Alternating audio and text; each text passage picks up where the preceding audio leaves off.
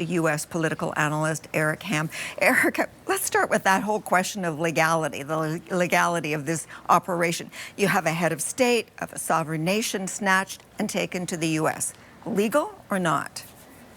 In a word, no, it's not. And I think this is something that the judge is going to have to even decide if this case goes to trial, given the fact that it's still a violation of international law.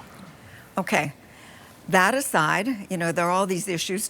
Donald Trump is saying, the U.S. will run everything in Venezuela. He's using the word, we will fix it. What's the reality of what that actually means? And talk to us also about, would American troops be involved? That's a really good question, because even when going back to this issue of legality, what we saw was a military invasion that now the administration is trying to dress up as a law enforcement issue. Now you have boots on the ground and the United States taking control of vast oil resources to now go into nation building. But that's going to be very difficult, because we know the administration when they came into office actually eliminated the key agency that would actually help stand up and run the country, the U.S. Agency for International Development. So they don't have, the United States, the infrastructure to be able to begin the process of putting key tools in place to be able to ensure that Venezuela is run as an independent and sovereign nation.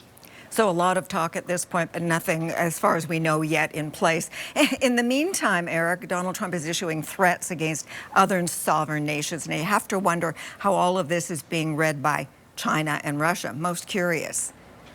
Yeah, and of course, they're watching this play out. And what we saw today not only emboldens Russia and Ukraine, but more importantly, China with Taiwan. Even the U.S. military believes that China will actually look to take Taiwan as early as 2027. That timeline could actually move up now that we see President Donald Trump unilaterally doing much of what he has condemned other nations like Putin and China for actually thinking of doing. And you also mentioned when we were chatting earlier, there could be implications for Canada. Talk to us about that.